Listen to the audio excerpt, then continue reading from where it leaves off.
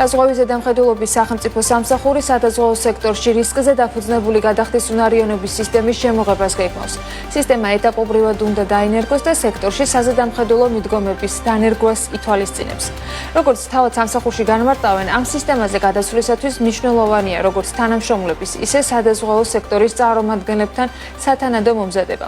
დაზღვევის ასოციაციაში თქვეს, რომ ეს პროცესი არის გარდაუვალი და ის ბიზნესის მომავლის უკეთ შეფასების საშუალებას მისცემს როგორც კომპანიებს, ისე მარეგულირებას.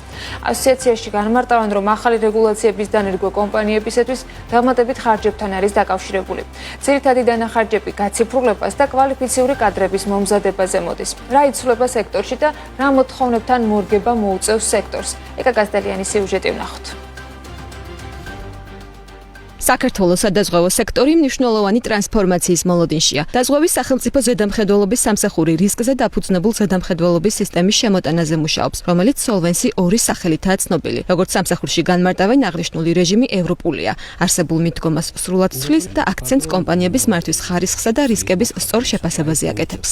მიდგომა არის უფრო დემოკრატიულიც ერთის მხრივ, მაგრამ თვითონ ზედამხედველისთვისაც და ზღვეველისთვის თავარი ფუნქცია რა არის ჩვენთვის და მოსახლეობისთვის, ვინც იყენებს სადაზღვევო პროდუქტს, რომ ის რაც კონტრაქტში დაიწერება, გარანტირებულად იყოს შესრულებული და გარანტირებულობა ნიშნავს, რომ ამ კომპანიები როცა იღებენ ვალდებულებას, რომ დაზღვეული იყოს და ზარალი დადგომა მოხდება, ეს ზარალი იყოს ანაზღაურებული. ამისთვის მათ უნდა კონდეთ შესაბამისი ფინანსები, შესაბამისი ასე ვთქვათ სტრუქტურები. კაპიტალის გაზდაზე არ არის მარტო მომართული, კაპიტალის გაიზრდება, როცა საჭირო იქნება ამ ეტაპზე აკმაყოფილებენ.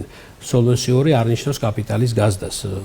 არ არის პირდაპირ დამოკიდებულება, ამაში აქ არის სრულიად სხვა რისკზე დაფუძნებული მიდგომები, ითვლება რისკები, რაც ეხლა დღეს არ ხდება მაგალითად.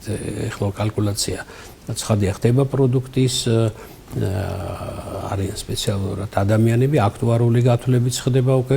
ჩვენ მოვითხოვეთ უკვე აქტუარის არსებობა თითოეულ კომპანიაში, რაც დაკმაყოფილებულია. როგორც სამსახურში განმარტავენ, ახალი მოდელი სამ ძირითად სვეტს ეყრდნობა: გადახდის უნარიანობის ახალი სტანდარტების დამკვიდრებას, მმართველობითი ფუნქციის გაუმჯობესებას, რომელიც მართვის და შიდა აუდიტის გაძლიერებას მოიცავს და გამჭვირვალობას, რაც ანგარიშგების ახალი ფორმების შემოტანას და საჯაროების გაძლიერებას ითვალისწინებს. დაზღვევის ზედამხედველობის სამსახური ამბობს, რომ ახალი სისტემის დასანერგად დიდი ხანია ემზადება. პროცესი ეტაპობრივია, საბოლოო ჯამში კი მოლოდინია, რომ ახალი სისტემა წინ გადადგმული ნაბიჯი იქნება საქართველოს სადაზღვევო ბაზრისთვის. პირველ ეტაპზე მოხდება კორპორატიული მართვისთან დაკავშირებული საკითხების ნელ-ნელა დაფუძნება, რაც არის აქტუარული ფუნქციის გაძლიერება, რისკის მართვა, თვითონ რისკები როგორ უნდა იმართოს, რომელიც დღეს ზოგ კომპანიაში სრულყოფილად შეიძლება არ არის, ან იმ მეთოდოლოგიით არ არის, როგორც უნდა მოხდეს, შესაბამისობის ფუნქცია და შიდა აუდიტის გაძლიერება. აი აქტუარის და შიდა აუდიტის გაძლიერება ჩვენ ასე ვთქვათ, უკვე ნაბიჯები გადავდგით და გაგრძელდება. ეს არ არის რაღაცა ერთდღიანი ან ერთწლიანი პროცესი, ეს მრავალწლიანი პროცესი იქნება და ჩვენ ჩემი შეფასებით სრულყოფილად Solvency 2-ზე, ანუ გადახდის უნარიანობა 2-ზე რომ გადავიდეთ, ეს ალბათ დაახლოებით 7-8 წლის მერე შეიძლება ამაზე იყოს საუბარი.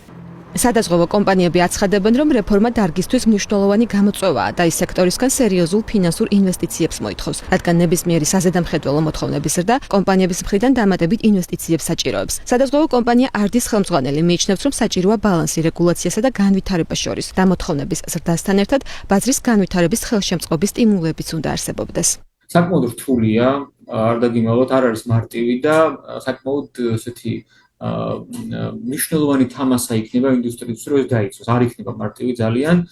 ერთადერთი რაც ჩემი პირადი მოსაზრება ამ შემთხვევაში, ვისურვებდი იმას, რომ როცა ასეთი გადახდის უნარიანობის, ასე ვთქვათ, მარჟები და ასე ვთქვათ, დათქმები და თამასები შემოდის სექტორში, რაც კარგია, ამავდროულად უნდა იყოს ჩემი აზრით სტიმულები, რომელიც ინდუსტრიას განავითარებს.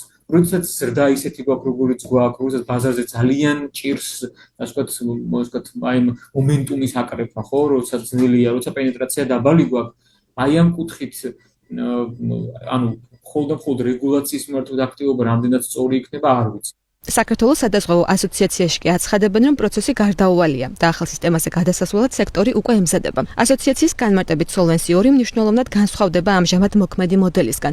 თუ ძველი სისტემა მხოლოდ რისკის შესაბამისი კაპიტალის ფლობას ითხოვდა, ახალი მიდგომა თანამედროვე მოდელირების გამოყენებით რისკების უფრო ზუსტ რაოდენობრივ გამოსახვას უზრუნველყოფს. თუმცა ასოციაციაში ადასტურებენ, რომ ახალი რეგულაციების დანერგვა კომპანიებისთვის დამატებით ხარჯებთანაა დაკავშირებული. ძირითადი დანახარჯები გაციფრულებაზე და კვალიფიციური კადრების მომზადებაზე მოდის. რა გამოვა საბოლოო ჯამში, ხო, იმასთან შედარებით, რაც დღეს არის, რაღაც ორი მოცემულობა. ამ მოცემულობა ითხოვს თქვა ამდენ კაპიტალს, არსებობას, ის მოცემულობა იმ დათვლით გამოვა სავარაუდოდ შეიძლება იყოს უფრო მეტი. სერვისის ფასი საქართველოში განპირობებულია ძალიან მკვეთრი კონკურენციით. და როგორ აისახება ამას, აბა ვიცით, ახლა მაგას ახლა წინასწარ როგორ, ახლა თავისთავად ხარჯი თუ გაიზარდა, უნდა იმოქმედოს სერვისზე, მაგრამ რას შეძლებს სადაზღვო ინდუსტრია, როგორ შეძლებს ამის გადაცემას კლიენტისთვის, ეს უკვე დამოკიდებულია დიდწილად კონკურენციაზე. დაზღვევის ზედამხედველობის სამსახური კი განმარტავს, რომ კომპანიებისთვის ხარჯების ზრდა პირდაპირ კავშირშია მომსახურების ხარისხის გაუმჯობესებასთან. არც კომპანიები და არც სადაზღვევო ბაზრის ზედამხედველი არ უარყოფს, რომ გაზრდილი ხარჯები მომავალში შესაძლოა სადაზღვევო პოლისების ფასზეც აისახოს. თუმცა დავით ონოფრიშვილი ამბობს, რომ ამაზე საუბარი ნაადრევია, რადგან Solvency 2-ზე გადასვლა ეტაპობრივი, მრავალწლიანი პროცესია. ენერგეტიკოსი არჩილ მამათელაშვილი